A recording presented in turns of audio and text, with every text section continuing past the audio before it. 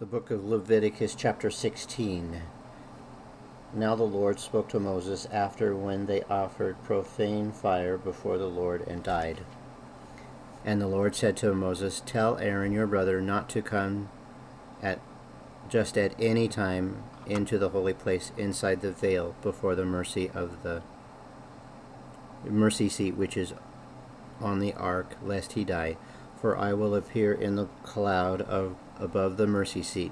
Thus Aaron shall come into the holy place with the blood of a young bull as a sin offering, and a ram as a burnt offering. He shall put the holy linen tunic and the linen trousers on his body. He shall be girded with a linen sash, and with a linen turban he shall be attired. These are holy garments, therefore he shall wash his body in water and put them on. And he shall take from the congregation of the children of Israel 2 kids of the goats of a sin offering, and 1 ram as a burnt offering. Aaron shall offer the bull as a sin offering, which is for himself, and make atonement for himself and for his house. He shall take the Lord's goats. He shall take the 2 goats and present them before the Lord at the door of the tabernacle of meeting. Then Aaron shall cast lots for the 2 goats, one lot for the goat. Let me try to repeat that again. Then Aaron shall cast lots for the 2 goats, 1 lot for the Lord, and the other lot for the scapegoat. And Aaron shall bring the goat on which the Lord lot fell, and offer it as a sin offering. But the goat on which the lot fell to be the scapegoat shall be presented alive before the Lord to make atonement upon it, and to let it go as the scapegoat into the wilderness. And Aaron shall bring the bull of the sin offering, which is for himself, and make atonement for himself and for his house, and shall kill the bull as the sin offering, which is for himself. Then he shall take a censer full of burning coals of fire from the altar before the Lord, with his hands full of sweet incense beaten fine, and bring it inside the veil. And he shall put the incense on the fire before the Lord, that the cloud of incense may cover the mercy seat that is on the testimony, lest he die. He shall take some of the blood of the bull and sprinkle it with his finger on the mercy seat on the east side, and before the mercy seat he shall sprinkle some of the blood with his finger 7 times. Then he shall kill the goat of the sin offering, which is for the people. Bring its blood inside the veil. Do with that blood as he did with the blood of the bull, and sprinkle it on the mercy seat and before the mercy seat. So he shall make atonement for the holy place because of the uncleanliness of the children of Israel, and because of their transgressions for all their sins, and so he shall do for the tabernacle of meeting, which remains among them in the midst of their uncleanliness. There shall be no man in the tabernacle of the meeting when he goes in to make atonement in the holy place, until he comes out, that he may make atonement for himself, for his household, and for all the assembly of Israel. And he shall go out to the altar that is before the Lord, and make atonement for it, and shall take some of the blood of the bull and some of the blood of the goat, and put it on the horns of the altar all around. Then he shall sprinkle some of the blood on it with his fingers 7 times, cleanse it, and consecrate it from the uncleanliness of the children of Israel. And when he has made an end of atoning for the holy place, the tabernacle of meeting, and the altar, he shall bring the live goat. Aaron shall lay both his hands on the head of the live goat, confess over it all the iniquities of the children of Israel, and all their transgressions concerning all their sins, putting them on the head of the goat, and shall send it away into the wilderness by the hand of a suitable man. The goat shall bear on itself all their iniquities to an uninhabited land, and he shall release the goat in the wilderness. Then Aaron shall come into the tabernacle of meeting, shall take off the linen garments which he put on when he went into the holy place, and shall leave them there. And when he shall wash his body with water in a holy place, but on his garments come out, and offer his burnt offerings and the burnt offerings of the people, and make atonement for himself and for the people. The fat of the sin offering he shall burn on the altar. And when he who released the goat as the scapegoat shall wash his clothes and bathe his body in water, and afterward he may come into the camp, the bull for the sin offering and the goat for the sin offering, whose blood was brought in to make atonement in a holy place, shall be carried outside the camp, and they shall burn it in the fire, their sins, their skins, their flesh, and their offal. Then he who burns them shall wash his clothes and bathe his body in water, and afterwards he may come into the camp. This shall be a statute forever for you. In the 7th month, on the 10th day of the month, you shall afflict your souls and do no work at all, whether a native of your own country or a stranger who dwells among you.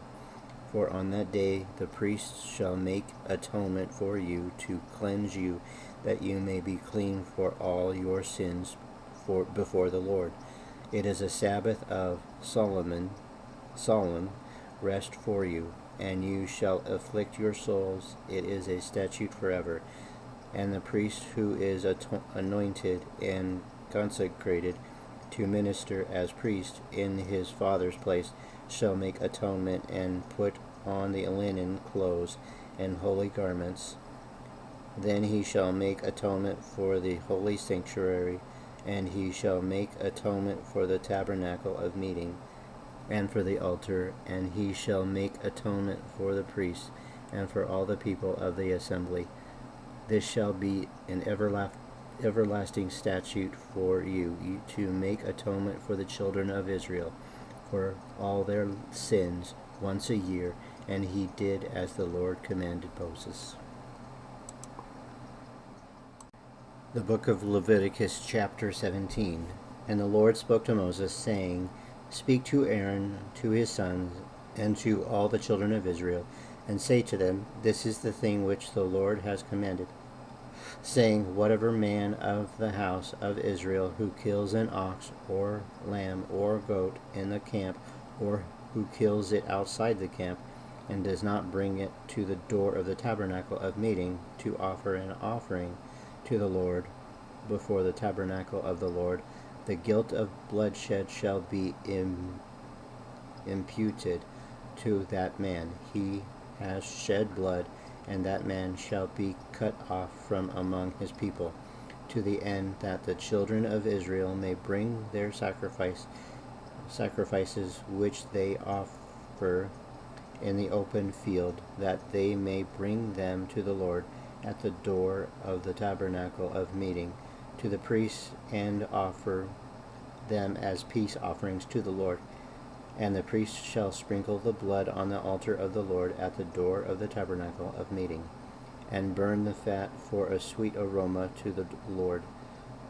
They shall no more offer their sacrifices to demons, after whom they have played their harlot. This shall be a statute forever for them throughout their generations. Also you shall say to them, Whatever man of the house of Israel or of the strangers who dwell among you, who offers a burnt offering or sacrifice, and does not bring it to the door of the tabernacle of meeting to offer it to the Lord, the man shall be cut off from among his people. And whatever man of the house of the Israel, or of the strangers who dwell among you, who eats any blood, I will set my face against that person who eats blood, and will cut him off from among his people. For the life of the flesh is the blood, and I have given it to you upon the altar to make atonement for your souls, for it is the blood that makes atonement for souls. Therefore I said to the children of Israel, no one among you shall eat blood, nor shall any stranger who dwells among you eat blood. Whatever man of the children of Israel, or of the strangers who dwell among you, who hunts and catches any animal or bird that may be eaten, he shall pour out his blood and cover it with dust. For it is the life of all flesh. Its blood sustains its life. Therefore I said to the children of Israel, you shall not eat the blood of any flesh, for the life of all flesh is its blood. Whoever eats it shall be cut off. And every person who eats what died naturally, or what was torn by beasts, whether he is native of your own country or a stranger, he shall both wash his clothes and bathe in water, and be unclean until evening. Then he shall be clean.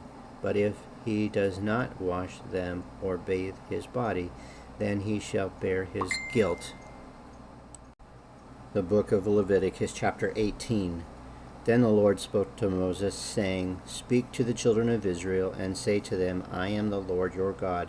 According to the doings of the land of Egypt where you dwelt, you shall not do, and according to the doings of the land of Canaan where I am bringing you, you shall not do, nor shall you walk in their ordinances.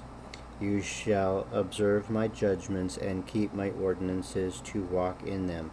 I am the Lord your God. You shall therefore keep my statutes and my judgments, which if a man does, he shall live by them. I am the Lord.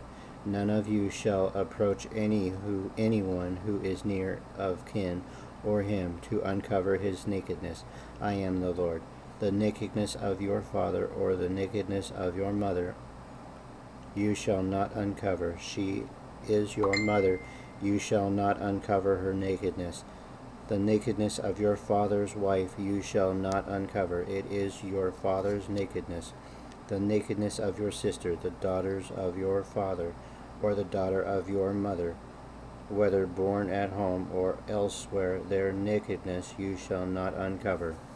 The nakedness of your son's daughter or your daughter's daughter, their nakedness you shall not uncover, for theirs is your own nakedness. The nakedness of your father's wife's daughter, begotten by your father, she is your sister. You shall not uncover her nakedness.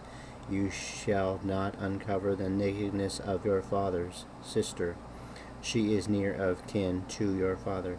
You shall not uncover the nakedness of your mother's sister, for she is near of kin to your mother. You shall not uncover the nakedness of your father's brother. You shall not approach his wife. She is your aunt. You shall not uncover the nakedness of your daughter-in-law. She is your son's wife. You shall not uncover your nakedness.